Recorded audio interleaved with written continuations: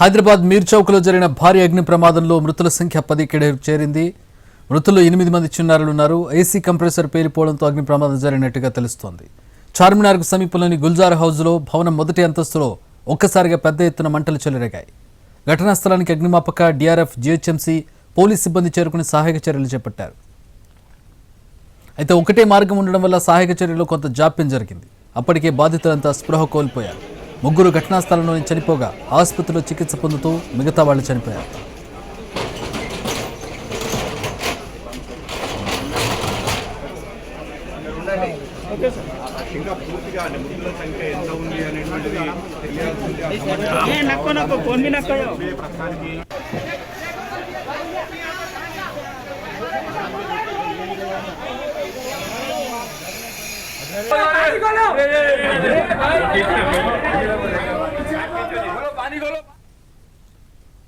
ప్రమాదం జరిగిన భవనంలో 2వ అంతస్తులో కుటుంబాల నివాసం ఉంటున్నాయి. కింది భాగంలో 3 షాపులు ఉండగా పై అంతస్తును నివాసంగా వాడుతున్నారు. వాళ్ళు వేసవి సెలవులు కావడంతో మరో 2 బంధువుల కుటుంబాలు కూడా ఇక్కడికే వచ్చాయి. కుటుంబ సభ్యులతో పాటు షాపుల్లో పనిచేస్తున్న కార్మికులు కూడా అదే భవనంలో ఉన్నారు. అంతా గాఢ నిద్రలో ఉండగా అగ్ని ప్రమాదం సంభవించింది. భవనంలోకి వెళ్లాలన్నా బయటకు రావాలన్నా సన్నటి గుహ లాంటి ఒక చిన్న మార్గం మాత్రమే ఉంది. దీంతో సహాయక చర్యలకు ఆటంకం కలిగింది. ఈవెన్ వాళ్ళు బయటకు రావడానికి కూడా ఇబ్బంది పడడానికి కారణం ఇదేగా తెలుస్తోంది. అతి కష్టం మీద ఫైర్ సిబ్బంది పై అంతస్తుకు చేరుకున్నారు. గోడకు రంధ్రం చేసి లోపలికి వెళ్లి మంటలను అదుపు చేయాల్సి వచ్చింది.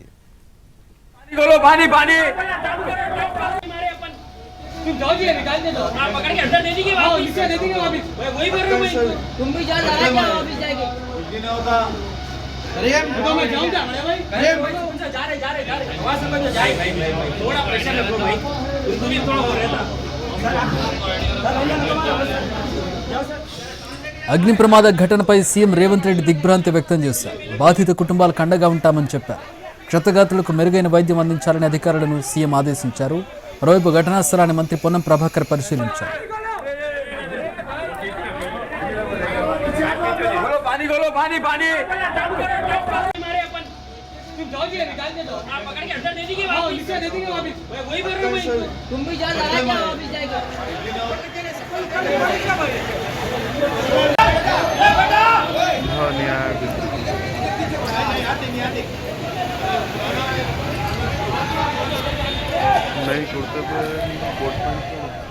చార్మినార్ దగ్గర అగ్ని ప్రమాద ఘటన తనను బాధించిందన్నారు ప్రధాని మోదీ. మృతులకు 2 లక్షల రూపాయల ఎక్స్గ్రేషియా ప్రకటించారు. క్షతగాత్రులకు 50,000 రూపాయల ఎక్స్గ్రేషియా ప్రకటించారు.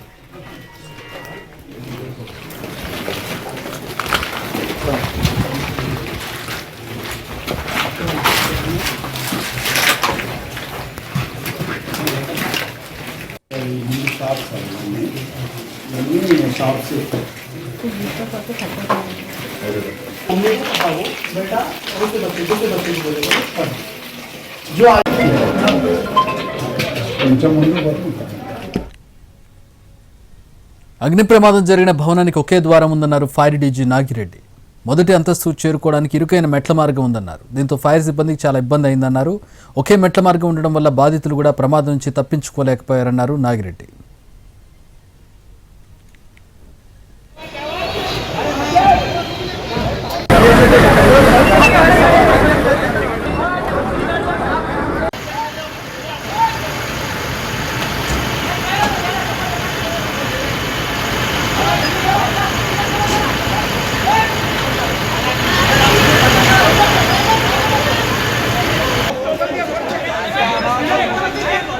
అగ్నిమాపక విభాగం వైపు నుంచి ఎలాంటి వైఫల్యం లేదన్నారు ఫైర్ డీజీ నాగిరెడ్డి. ఘటనా స్థలానికి ఫైర్ సిబ్బంది చేరుకోవడంలో ఎలాంటి జాప్యం జరగలేదన్నారు.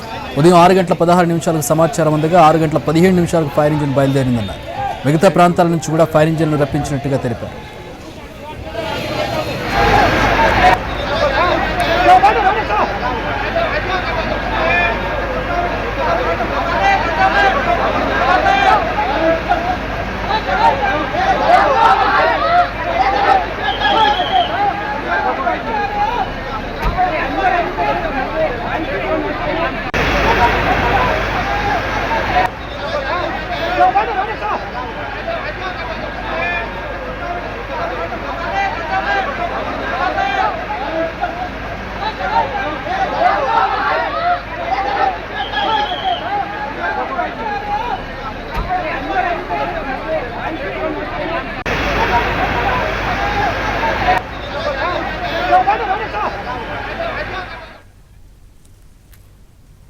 17 మంది మృతి చెందినట్టుగా తెలుస్తుంది ఈ దుర్ఘటనలో.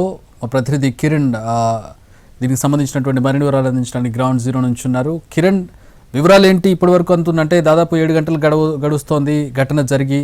ఘటన ఎప్పుడు జరిగిందనే దానికి సంబంధించి పోస్ట్ మార్టం రిపోర్ట్కి సంబంధించి పోస్ట్ మార్టం రిపోర్ట్స్ వచ్చాయా? పోస్ట్ మార్టం పూర్తయిందా? ఏంటి వివరాలు ఏంటి తాజాగా వచ్చి? ప్రేక్షకులు ఇన్సిడెంట్ జరిగిన తర్వాత కూడా దాదాపు 7 గంటలు అవుతోంది. 7 గంటల్లో కూడా విస్తుపోయే విషయాలు వెలుగు చూస్తున్నాయి. ఇటు జిహెచ్ఎంసీ టౌన్ ప్లానింగ్ నుంచి అందుతున్న సమాచారం ప్రకారంగా ఇన్సిడెంట్ జరిగిన బిల్డింగ్ ఏదైతే ఉందో అది కేవలం G+1 మాత్రమే పర్మిషన్ ఉంది. కానీ వీరు G+2 పైన కూడా ఇంకొక స్లాబ్ వేసి ఆ స్లాబ్ లో నివాసం ఉంటున్నట్లుగా తెలుస్తోంది. అగ్నిమాపక శాఖకు సంబంధించి అలాగే ఇటు ఫైర్ సిబ్బంది నుంచి కూడా ఒక ప్రకటన అయితే వెలువడించారు. ఉదయం 6:16 ఇన్సిడెంట్ జరిగినప్పుడు చార్మినార్ గుల్జారాజ్ నుంచి అక్కడ నుండి ఫైర్ టింబర్స్ చేరుకున్నాయి. G+2 భవనంలో అగ్ని ప్రమాదం సంభవించిన సమాచారం అందగానే హుటాహుట్న 2 ఫైర్ ఇంజన్లతో పాటుగా డిఆర్ఎఫ్ టీం కూడా ఘటనా స్థలానికి చేరుకున్నాయని అధికారులు చెప్తున్నారు. కానీ అగ్నిమాపక సిబ్బంది రెస్క్యూ ఆపరేషన్ కార్యకలాపాలు మొదటి చేసి అంటే ఈ రెస్క్యూ ఆపరేషన్ బ్రిగేడ్ నేతృత్వంలో స్టార్ట్ అయ్యే లోపే కూడా జరగాల్సిన నష్టమంతా కూడా జరిగిపోయింది. పెద్ద ఎత్తున కూడా మంటలు వ్యాపించాయి. అలాగే ఏసీ కంప్రెషన్స్ కూడా బ్లాస్ట్ అయ్యాయి. సో ఈ G+2 సంబంధించిన భవనం పర్మిషన్ ఏదైతే ఉంటుందో G+2 అంటే 2 రెండవ ఫ్లోర్ అంతస్తు ఏదైతే ఉందో అది ఇల్లీగల్ గా కన్స్ట్రక్షన్ చేయబడింది. దాని వెనుక ఉన్న రూమ్ లో మాత్రం వీరంతా కూడా నిద్రిస్తున్నారు. ఆ నిద్ర అవుతున్న క్రమంలోనే ఈ సెల్లార్ నుంచి మంటలన్నీ కూడా స్టేర్ కేస్ ఫర్నిచర్ అగ్నికి ఆవుతైంది. ఆ నుంచి మంటలు వ్యాప్తి చెందినట్లుగా అలాగే ఈ రెస్క్యూ ఆపరేషన్ మరింత వేగవంతం చేయడానికి సమీపంలో ఉన్న దాదాపు 10 ఫైర్ ఇంజన్లు ఒక స్కై ల్యాడర్ సహాయం ద్వారా కూడా ఫైర్ ఇంజన్ తీసుకురావడం జరిగింది. తర్వాత ఇక్కడ నుండి ల్యాడర్ సహాయం ద్వారా లోనికి వెళ్ళి వారిని 20 మందిని బయటకు తీసుకొచ్చామని అధికారులు చెప్పారు. అయితే ఇన్సిడెంట్స్ లో 17 మంది మృతి చెందారు. 8 మంది చిన్నారులు మృతి చెందారు. వారి పోస్ట్ మార్టం సంబంధించిన ప్రక్రియ కూడా స్టార్ట్ అయింది చక్రి.